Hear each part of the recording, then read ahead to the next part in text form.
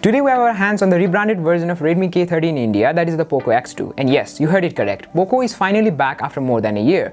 But the fans have been a little disappointed to know that it isn't a flagship killer like the highly popular POCO F1. So who's this phone for, and what other smartphone options will the Nepalese consumers be able to neglect and get this instead in 2020?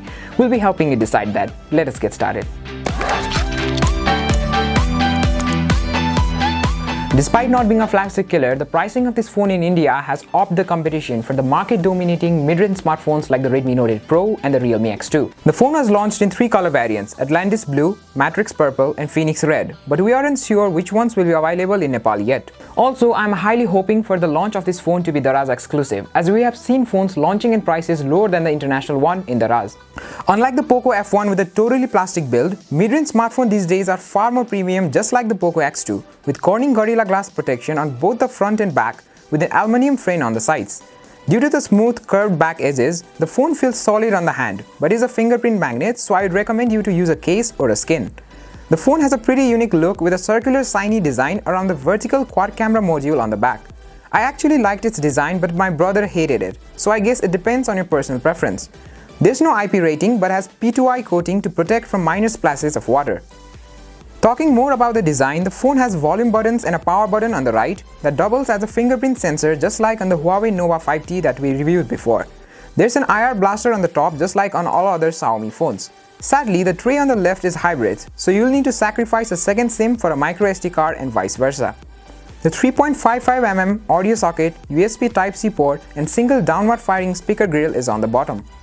I think one of the most disputable things about this smartphone is its display. Half of the consumers wanted a 90Hz AMOLED panel, while the other half are pretty satisfied with the IPS LCD 1080p 120Hz refresh rate panel of the POCO X2.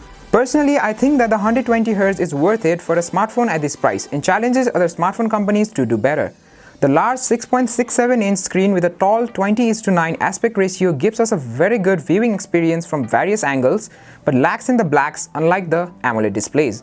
Also, the dual camera cutout on the upper corner of the screen can be a bit distracting at first, but you'll soon get used to it. The phone is powered by Snapdragon 730G, which is also found in the Realme X2, which costs about Rs 35,000 on Daraz right now.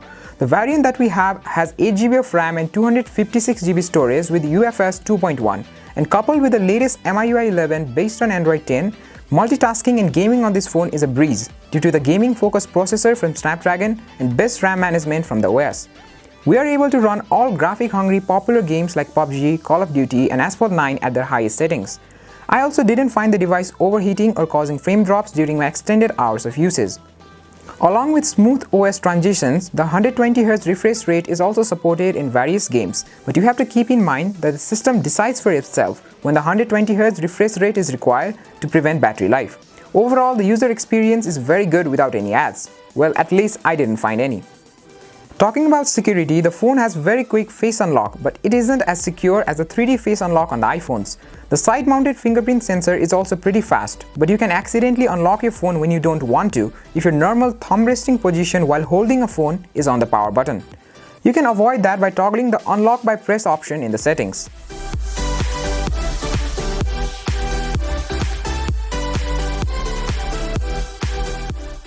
POCO X2 has a quad camera setup on the back and dual camera on the front screen. The quad cameras include 64MP Sony IMX686 f1.89 primary, 8MP 120° ultra-wide, 2MP depth and 2MP macro sensor with 2cm of minimum focusing distance, making you camera ready for every situation. Just below the cameras is the dual LED flash. The front camera module consists of 20MP f2.2 main sensor and 2MP depth sensor. Let's take a look at the samples now. The details and color reproduction from the primary sensor are impressive in good lighting conditions, but the dynamic range is inferior as compared to the Realme X2. Turning on HDR greatly improves the dynamic range. The pictures from the 120° ultra-wide and macro sensor follow the same trend as the primary, except for the lack in details. Although there is the support of beauty mode, I prefer not to use them, and as you can see, the portraits have natural skin tone with great details. The good part is that the phone can capture unprocessed RAW images in Pro mode, which can be a great deal for post editors. Pro mode is supported by all three sensors. The 64MP mode gives us great detailed pictures, but it takes some time to capture it. And if you remove or shake the device during those few seconds, the picture comes out elongated like seen here. it would have been appreciated if there was some capturing a processing sign shown during those few seconds.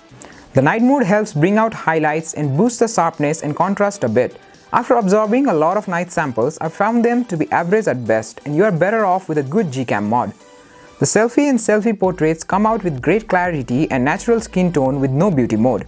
I hope that the 2MP depth sensors are not gimmicks but actually assist in edge detection and blur intensity. In the video segment, all three sensors can shoot video, with the primary sensor being able to shoot up to 4K at 30 fps. Personally, I found the video quality to be better than the picture quality, but it was confusing how the stabilization was better while shooting 4K rather than in 1080p. Overall, the default camera app is very easy to navigate through and has a lot more options like slow motion up to 960 fps at 720p, time-lapse, panorama, pro mode and vlog mode, making it an ideal choice as your daily camera driver. The battery capacity is rated at 4500 mAh with support for 27W fast charging, and POCO claims the 27W fast charger provided in the box can refuel the phone fully in 68 minutes. And well, it is true. In our test with the phone switched off, the battery went from 0 to 100 in exactly 71 minutes and few seconds without any heating issue. In our battery drain test of mixed uses, the phone lasted around 13 hours and 15 minutes. So normally you can expect a day of battery life, and with continuous high-end gaming about 6 to 7 hours. That's quite impressive for a phone of this price range. Finally, I think that with the right pricing, this phone will dominate the Nepalese mid-range market, at least for those who are able to sacrifice an AMOLED panel for a better refresh rate like me. Unique design, big display, premium build, enough processing power, all-round camera package and awesome battery life. What else do you need? Well, I know what you're gonna say, we need a POCO F2. And yes, I totally agree with that, but until that comes out, or maybe not, enjoy what this phone has to offer. This is it for today's review. Until next time, I wish you good days ahead.